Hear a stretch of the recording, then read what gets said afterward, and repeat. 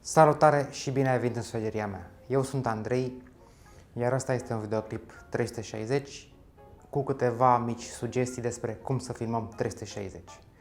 Dacă ești pe telefon, poți să te uiți în jur așa. Dacă ești pe laptop sau desktop, poți folosi Chrome-ul cu mouse-ul și te uiți unde vrei tu în jur. Așa cum am spus, ăsta este un mini tutorial despre cum să filmăm 360. În primul rând trebuie să avem grijă la liniile de lipire.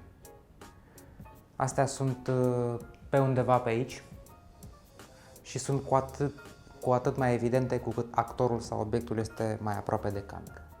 Cum arată aici? Nasol, nu?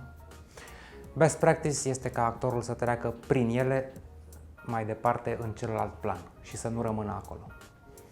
Dacă rămâne acolo, arată cam așa ceva. Pe aici ar trebui să fie. Ele cad chiar pe mijlocul camerei. A doua recomandare foarte importantă este să tratezi camera ca pe o persoană. Obiectivul trebuie să rămână pe cât posibil la nivelul ochilor și trebuie să păstrăm distanța. Distanța optimă, din câte am observat eu, este cam la 30-40 cm de obiectiv. Dacă mă apropii prea mult, devine dubios, nu? Da, așa mă gândeam și eu. Încă o recomandare și o idee foarte bună este să ținem camera cât mai nivelată. Am predat uitatul în jur privitorului.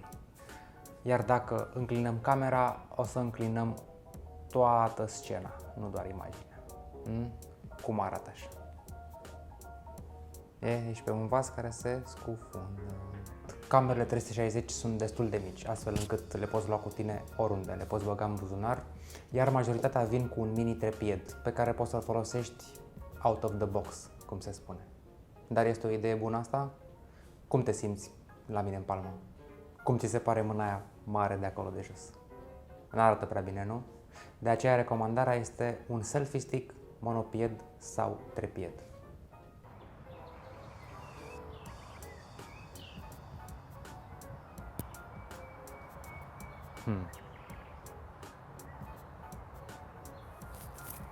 Cam așa arată o filmare în mișcare cu 360.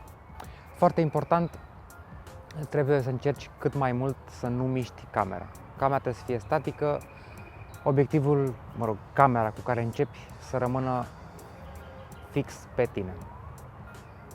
Ok?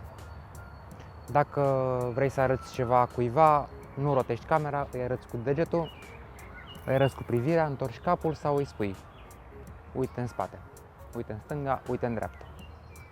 Dacă aș roti camera, ar arăta cam așa. Nu e prea bine, nu? Când filmăm 360, camera este o persoană, iar eu, care filmez, teleportez acea persoană în toate locurile în care merg. Astfel încât privitorul trebuie să aibă timp să se uite în jur, să-și dea seama unde este. Nu putem folosi cadre de acțiune, tăieturi foarte scurte, pentru că altfel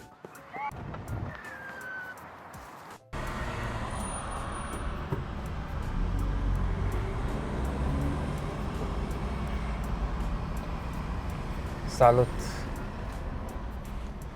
Salut și bine ai venit la filmarea din mașină. Asta este un alt tip de filmare și aici avem efectul de cabină, cockpit effect. Acum ne mișcăm, dar nu ne mișcăm. În jurul tău este mișcare, mă rog, nu acum, pentru că mergem spre birou. Este dimineața, suntem la Unirii, dar în general trebuie să fie mișcare în jurul tău, tu te poți uita unde vrei, iar camera nu se mișcă, ceea ce nu mai generează efectul de rău de mișcare. Hai că ne mișcăm din nou.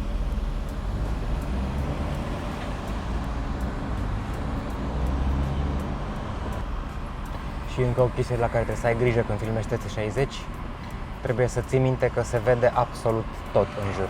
Deci dacă vrei să ascunzi ceva, trebuie să te gândești de dinainte și să faci un plan. De exemplu, geamurile mele murdare. A plouat în weekend și... Să recapitulăm. Avem grijă la stitch lines, actorii trec prin ele, nu rămân acolo.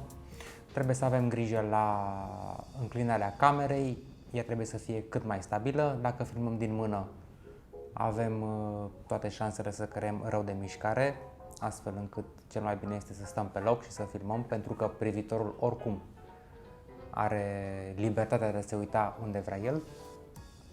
Ce mai era? Pro tip, cum se spune, folosiți întotdeauna o sursă de audio externă.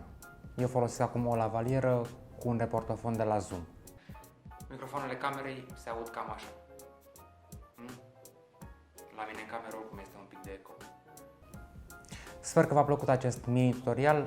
Dacă v-a plăcut, thumbs up. Dacă nu v-a plăcut, știți ce aveți de făcut și neapărat subscribe. Dacă aveți întrebări în comentarii, vă răspund cu cea mai mare plăcere. Data viitoare o să fac un mini tutorial despre cum să edităm 360. Ne vedem data viitoare.